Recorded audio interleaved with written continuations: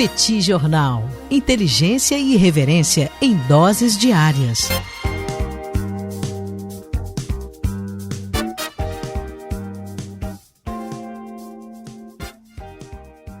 Olá, gente. Bem-vindos, bem-vindas ao Petit Jornal. Esse é o bate-papo número 1054. Estamos gravando numa live no YouTube do Petit Jornal. São exatamente 17 horas e 20 minutos da quinta-feira, 9 de abril de 2026. Cá está a dupla de costume, a dupla que você conhece de cor. Tem que ir, vírgula, o Bagdadi animado, contente, preparado, revigorado, resiliente, retubante, descansado, tarifado e preocupado. Não tão preocupado como já esteve há poucos dias, mas ainda bastante preocupado. Temos também Daniel Souza, que é esse que vos fala. Ao longo dos próximos minutos, vamos repercutir os principais acontecimentos internacionais das últimas horas. Como vai, professor Bagdadi? Tudo bem? Vamos a isso? Tudo bem, Daniel Souza, com S. Vamos lá para mais um bate-papo 1054, numa semana tensa, né, Daniel? Acho que desde que a gente começou o Petit Jornal aqui, claro que a gente teve semanas muito tensas, né, mas essa agora foi realmente, assim, tem sido, né, uma semana bastante complicada, né, com idas e vindas, né, com nível de tensão bastante elevado, e hoje, portanto, a gente dá continuidade aos acontecimentos da semana e a tudo que vem pela frente, né? A gente vai ter os próximos dias sendo bastante agitados que vem pela frente. Daniel, queria dar as boas-vindas a todo mundo que acompanha a gente. Muito obrigado você que acompanha a gente pelo podcast, pelo Spotify, pelo Apple Podcast, por qualquer outra plataforma. Muito obrigado pela sua presença, muito obrigado pela sua companhia. Você que acompanha a gente no YouTube, você que está acompanhando a gente ao vivo, você que está acompanhando gravado, você que está ouvindo a gente pelo YouTube, seja como for, muito obrigado pela sua presença. Daniel, eu queria começar o nosso episódio de hoje falando um pouquinho sobre o que está acontecendo no Líbano. A gente teve uma declaração, alguns minutos atrás, do primeiro-ministro Benjamin Netanyahu, dizendo que deu instruções para que negociações fossem abertas com o Líbano, visando um cessar-fogo. Às vezes eu tenho a impressão, Daniel, de que o Israel está fazendo de tudo para boicotar o cessar-fogo, né? Então, essa é uma impressão que fica muito patente. A gente teve o cessar-fogo que foi negociado pelo Paquistão, que foi aceito pelos Estados Unidos e pelo Irã, e aí, segundo o Paquistão e segundo o Irã, ou seja, o Irã que é uma parte diretamente interessada e o Paquistão que é o mediador, isso deveria envolver todos os cenários do Oriente Médio, inclusive o Líbano. O que Israel diz não, o Líbano não está, e continua fazendo ataques contra o Líbano. Então a gente teve no dia de ontem, eu cheguei a falar sobre isso no último episódio, 254 mortos e mais de 1.100 feridos. E aí, hoje, o primeiro-ministro Benjamin Netanyahu diz, não, vamos começar negociações para um cessar-fogo com o Líbano, né? Então, a gente vai negociar com o Líbano para um cessar-fogo.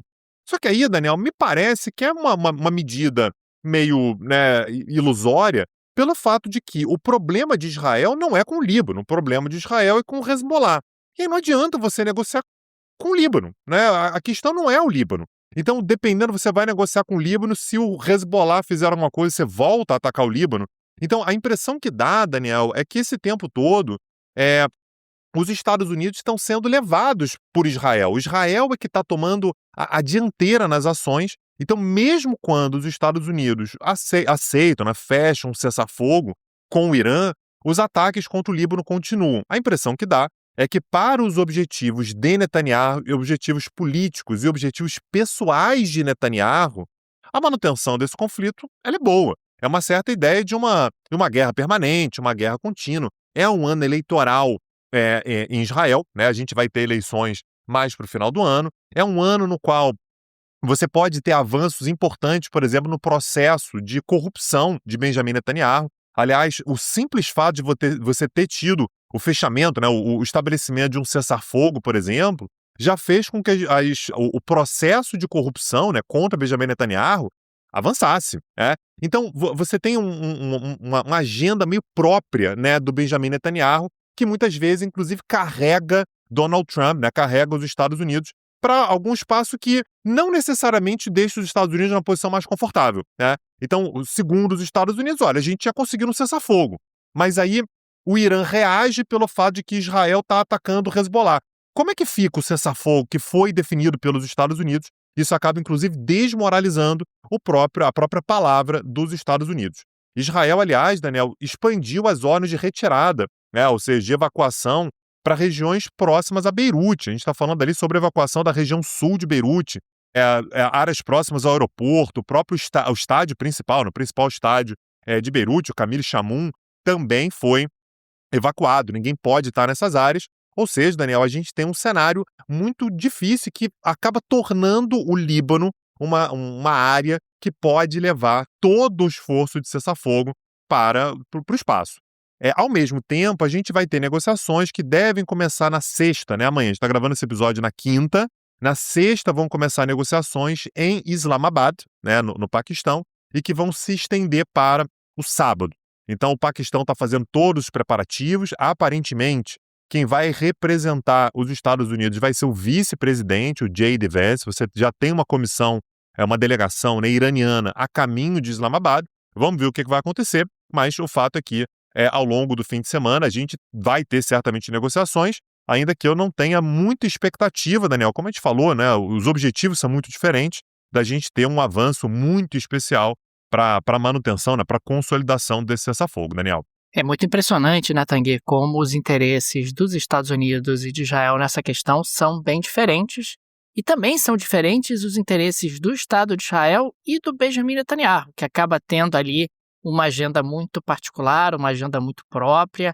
Aliás, não é de hoje que o Benjamin Netanyahu tem ali essa estratégia de uma certa guerra permanente, porque uma certa guerra permanente evita um escrutínio em relação ao que aconteceu com os ataques do Hamas em 2023, um escrutínio sobre as responsabilidades, evita que avancem ali as investigações judiciais contra o Netanyahu e, de alguma maneira, também acaba eclipsando qualquer tipo de debate que poderia ser fomentado diante de um ano eleitoral que poderia abrir espaço para alternativas ao Benjamin Netanyahu, mas os israelenses acabam o tempo todo debatendo guerra, sem poder discutir outras questões que eventualmente fragilizariam a posição eleitoral do Benjamin Netanyahu, Tanguy. E é importante também registrar que nós estamos falando de uma trégua onde o Estreito de Hormuz permanece controlado pelos iranianos. Aliás, o líder supremo do Irã afirmou que a gestão do Estreito de Hormuz entrará em uma nova fase. O Irã não busca guerra, mas não abrirá mão de seus direitos. Ele considera, inclusive, que essa é uma frente de resistência e, na prática, o que nós observamos é que há uma redução muito substantiva na passagem de navios pelo estreito. Houve uma euforia inicial na manhã de ontem, mas no final do dia de ontem e também ao longo do dia de hoje, nós continuamos tendo ali uma passagem muito pequena de embarcações, o que leva, inclusive, a uma alta do preço do petróleo. Eu estava olhando aqui há pouco o petróleo cotado, petróleo do tipo Brent, cotado a pouco mais de $97 o barril. Então, há uma expectativa de que haverá uma fluidez maior no que diz respeito ao Estreito de Hormuz, mas, a bem da verdade, nós temos um controle do Irã. Aliás, a gente já falou sobre isso aqui no Petit Jornal. Essa é uma grande herança desse conflito. O Irã, que sempre hesitou, fechar o estreito, sempre hesitou ter ali um controle mais ativo, justamente para não atrair a ira de potências ocidentais e, em particular, dos Estados Unidos, agora vai ter como grande herança desse conflito um controle desse estreito. E é importante, claro, observar que também levou a uma pressão sobre os Estados Unidos e a uma declaração do Donald Trump de que, sim, o cessar-fogo, ao contrário do que ele havia dito ontem, vai acabar incluindo o Líbano, vai levar realmente ao Líbano também. O próprio governo do Netanyahu já autorizou formalmente conversas com o governo libanês, tudo isso como efeito colateral ali do fechamento do Estreito de Hormuz, dentro de um contexto onde esse é um elemento central, inclusive, para tentar entender um pouco melhor os impactos sobre a economia mundial. E só para a gente falar na prática, né, Daniel, o que significa esse fechamento, né? Só para a gente ter uma noção de como é que o Irã agora ele quer exercer um controle mais direto sobre o Estreito de Hormuz. A Guarda Revolucionária do Irã obrigou os navios a abandonarem o canal de tráfego livre, que é basicamente, Daniel, você pega ali o Estreito de Hormuz, o caminho mais tradicional era você passar pelo meio do canal, né? Então ali numa posição meio que distante entre o Irã, que está ao norte, né, do Estreito de Hormuz, e Omã e Emirados Árabes Unidos, que estão ao sul. A pontinha ali é de Omã, mas você também tem os Emirados Árabes Unidos, então você passa ali pelo meio. O que a Guarda Revolucionária do Irã está determinando, Daniel, é que agora você vai ter que utilizar 2 novas faixas que passam pelas águas territoriais do Irã. Isso obriga, portanto, Daniel, qualquer navio que queira passar por ali, que passe pelas ilhas militarizadas iranianas de Qashm e Larak. Ou seja, dessa maneira, a Guarda Revolucionária do Irã ela vai tomar conta mais presente, né, de tudo que passa por ali. Aí você pode falar assim, tá, mas e se eu não quiser? E se eu quiser passar pela via tradicional, ou se eu quiser passar ali pelas águas territoriais de Omã e dos Emirados Árabes Unidos? O que a Guarda Revolucionária está dizendo é, essa área está com minas aquáticas. Daniel, basta. Você não vai pagar para ver.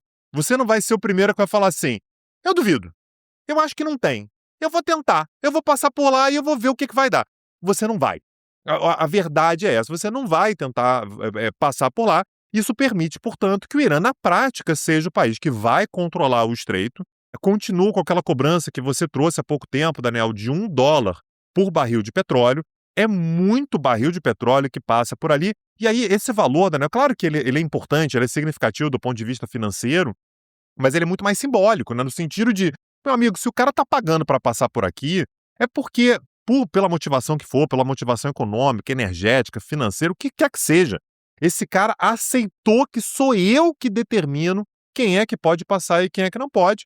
E o pagamento, ele é feito em yuan, a moeda chinesa, ou em criptomoeda. E aí a gente tem uma coisa maravilhosa, né, Daniel? Porque as criptomoedas que são tão adoradas por Donald Trump, ele tem a criptomoeda dele, ele adora falar das cripto e tal, são utilizadas pelo Irã exatamente para contornar eventuais sanções e tal. Então, meu amigo, você me paga em criptomoeda, fica tudo certo, os Estados Unidos não vão sancionar, não tem como saber, né? Você está tudo protegido ali. Então, é dessa maneira que, na prática, o Irã exerce controle sobre o Estreito de Hormuz e já deixou bastante claro para quem quiser ouvir que não está disposto a abrir mão desse controle sobre o Estreito, Daniel. Aliás, Tanguy, o FMI divulgou um relatório essa semana que trouxe informações absolutamente preocupantes em relação à economia mundial. A diretora-gerente do Fundo Monetário Internacional, a Kristalina Georgieva, a búlgara Kristalina Georgieva, afirmou que a demanda por apoio financeiro do FMI deve aumentar entre 20 e 50 bilhões de dólares devido à guerra no Oriente Médio. Nós estamos também falando de uma situação onde o FMI reduziu sua previsão de crescimento mundial, aumentou a previsão de inflação e também destacou que não haverá retorno ao status quo anterior. Não haverá. Isso é bastante óbvio, inclusive a gente já disse isso no Petit Jornal em alguns momentos. Ela destacou, inclusive, que a infraestrutura energética só vai retomar o patamar pré-guerra entre 3 e 5 anos. Ou seja, você teve ali uma destruição e essa destruição ela vai levar algum tempo para ser reparada. Ela também foi destacado o impacto social de algo em torno de 45 milhões de pessoas em insegurança alimentar por causa dessa guerra. E você tem aí, claro, interrupções persistentes em diferentes segmentos considerados absolutamente estratégicos. Não há realmente saída tranquila. E a gente está falando de uma diminuição do crescimento econômico mundial, a gente está falando de um ambiente de mais inflação, de juros mais altos, e na melhor das hipóteses, né, considerando que essa trégua vai ser agora permanente, não vai haver uma retomada, na opinião do FMI, no patamar realmente de oferta de energia que nós tínhamos antes do início desse conflito por conta de infraestrutura no Golfo Pérsico que acabou sendo danificada e precisará ser refeita. Ela destacou em particular, Tanguy, o impacto sobre o gás, que o impacto sobre o gás, inclusive, tende a ser maior do que o impacto sobre o petróleo por conta de uma certa dificuldade nessa substituição e por conta dos impactos sobre a infraestrutura que, no caso do gás, acabaram sendo mais pesados e, mais especificamente, no caso do Catar, né, que é um grande produtor de gás natural liquefeito, e que essa infraestrutura vai ter que ser reposta e ela depende de investimentos que dependem de organizar fatores de produção, que dependem de um mínimo de estabilidade. para que eles possam ser efetivamente refeitos. Não é simples e os impactos eles vão permanecer por um período alongado no mercado de energia mundial, no petróleo, mas principalmente no caso do gás. E isso traz uma consequência muito grande para a tecnologia, né? Que obviamente, né, a gente está numa fase aí de gasto energético muito grande por conta de inteligência artificial. Isso acaba fazendo a diferença. E lembrando que a tecnologia é uma via também de crescimento econômico. Aliás, se você quer saber melhor, inclusive, como utilizar a tecnologia a seu favor no mercado de trabalho, nós temos um link que está na descrição desse episódio da Alura. É a maior escola de tecnologia do Brasil. Faz diferença de verdade na sua carreira, faz diferença de verdade na maneira pela qual você vai se posicionar no mercado de trabalho, seja você uma pessoa que já trabalha com tecnologia, seja você uma pessoa já especializada no mercado de tecnologia, seja você um entrante. Pô, eu quero começar a entender de tecnologia, qualquer área que seja, a tecnologia ela sempre vai te beneficiar e a Alura tem os cursos todos que podem te ajudar demais a se virar bem, a se encontrar, desde programação, inteligência artificial, tudo que você precisa, tá tudo lá. Se você quiser fazer um site, se você quiser coletar dados, tá tudo lá na Alura. Acessa lá, o link tá na descrição desse episódio. 35% de desconto, não é pouca coisa. Aproveita, link na descrição. Daniel, eu falei no episódio de ontem que a gente teve uma reunião a portas fechadas que durou horas e mais horas entre Donald Trump e Mark Rutte, que é o secretário-geral da OTAN. E o que corria, isso foi dito inclusive pela própria Karoline Leavitt, que é a porta-voz da Casa Branca, é que Donald Trump estaria disposto a falar para Mark Rutte que ia sair da OTAN. A gente está disposto a sair da OTAN. Aparentemente não chegou nesse ponto, quer dizer, a gente não sabe exatamente o que foi discutido a portas fechadas, não tem como saber, mas Donald Trump, quando saiu dessa reunião, tuitou o seguinte, botou na rede social dele lá, né, a Truth Social, diz o seguinte: tudo em caixa alta, tá? Daquele jeito que o Donald Trump gosta de escrever, tudo em caixa alta. A OTAN não estava lá quando precisamos deles e não estarão lá se precisarmos novamente. E aí, Daniel, o Mark Rutte, que de novo é o secretário-geral da OTAN. A OTAN, que tem 32 membros, sendo deles 30 europeus. Você tem 2 países ali norte-americanos, Estados Unidos e Canadá. O Canadá, que está muito mais pro lado dos europeus do que qualquer outra coisa. E a declaração do Mark Rutte foi o seguinte, quando ele saiu da reunião: Trump está claramente desapontado com muitos aliados da OTAN. Até aí, Daniel, é uma constatação de um fato. O problema, Daniel, é que ele deu mais um passo. E o que ele disse foi: eu entendo o ponto dele. Basicamente, o que o Mark Rutte está fazendo, Daniel, é para puxar o saco do Trump, porque, pelo amor de Deus, eu preciso dos Estados Unidos aqui do meu lado e tal, os Estados Unidos não podem sair. Ele está dando razão para Donald Trump contra os europeus. E aí, Daniel, os diplomatas europeus que falaram com jornalistas, enfim, em condição de anonimato, disseram que, olha, não é que a gente não apoiou porque depois que os Estados Unidos pediram ajuda, que coisa assim, a gente não foi consultado, a gente não ficou sabendo o que ia acontecer. Essa decisão de atacar o Irã, ela foi tomada por Estados Unidos e por Israel. A gente veio meio que a reboque, a gente ficou sabendo pela imprensa, a gente ficou sabendo junto com todo mundo, ficou sabendo. Então, ele disse, inclusive, né, que o Donald Trump, então, tem um ponto e tal, mas o que os europeus estão dizendo a gente não pode ser carregado numa decisão como essa, uma decisão séria como essa. Alguns países europeus, Daniel, estão inclusive já começando a imaginar como é que podem contribuir, ajudar para abrir o Estreito de Hormuz. O Reino Unido, por exemplo, disse que lidera um grupo de 40 países que está tentando costurar um plano diplomático e militar para salvaguardar o Estreito de Hormuz.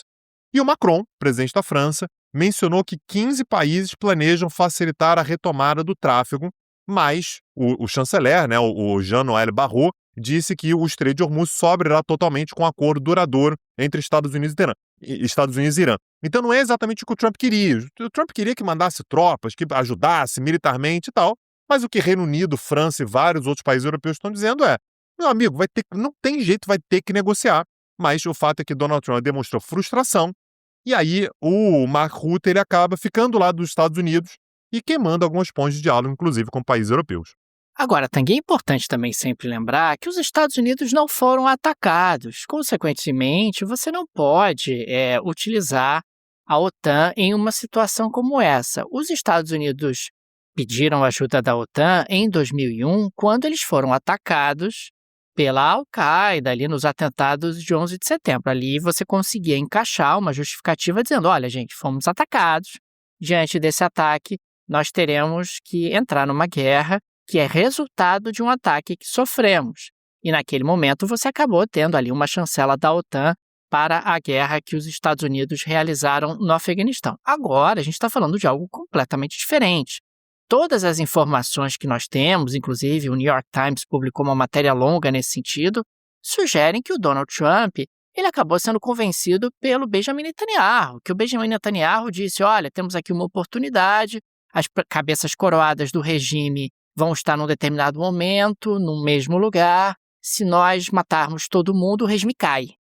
O Donald Trump teria sido desaconselhado pelo vice-presidente, pelo secretário de Estado, pelo secretário de Defesa, pela CIA, todo mundo desaconselhou o Donald Trump a implementar essa operação. Ele quis ir mesmo assim. Uma operação de ataque ao Irã. É sempre importante lembrar que o regime iraniano está lá desde 1979 e todos os antecessores do Donald Trump tiveram a oportunidade de atacar o Irã e não o fizeram. Deve ter uma razão para isso, né? Mas o Donald Trump achou que com ele ia ser diferente, que ele foi baforado pela sorte, que ele teve ali uma super oportunidade que o amigo dele, o amigaço dele, Benjamin Netanyahu, estava oferecendo, e mesmo sendo desaconselhado por todos os seus principais auxiliares, ele resolveu ir adiante. E os auxiliares teriam dito, bom, presidente, a decisão é sua, você é o presidente, e ele foi adiante. Aí agora ele quer dizer que a OTAN deixou os Estados Unidos na mão? Não. Ele não é tolo, ele sabe que a OTAN não serve para isso. A OTAN é uma organização defensiva e não uma organização de ataque, ou pelo menos deveria saber, né, Tanguy? É uma organização defensiva, não é uma organização de ataque, mas o fato é que realmente esse posicionamento subserviente do secretário-geral da OTAN é um pouco desconcertante mesmo. Quer dizer, é como se ele estivesse disposto a fazer qualquer coisa para não perder o Donald Trump. Até porque se você perde os Estados Unidos, se os Estados Unidos saem da OTAN, a OTAN acabou, né? E, consequentemente, ele ficou sem emprego como secretário-geral da OTAN e ficaria marcado para o resto da vida como sendo o secretário-geral da OTAN que foi responsável pelo fim da OTAN.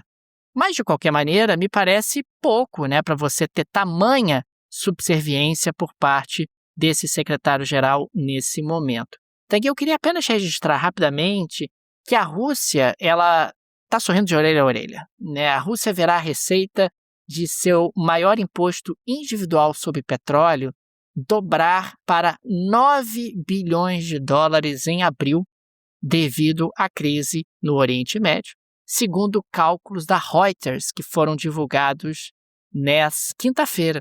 Os cálculos são uma evidência concreta desse enorme lucro inesperado do segundo maior exportador de petróleo do mundo.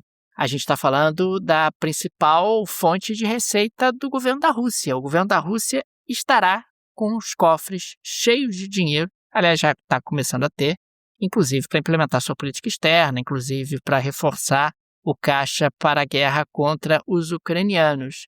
São os efeitos colaterais dessa guerra, Tanguy. Quer dizer, a gente está falando de um momento onde Donald Trump entra em rota de colisão com a OTAN, a gente está falando de uma Rússia ganhando dinheiro como se não houvesse amanhã e, consequentemente, tendo ali reforçados os seus objetivos numa outra guerra, uma guerra contra os ucranianos, o que ameaça os europeus, que são formalmente aliados dos Estados Unidos ainda.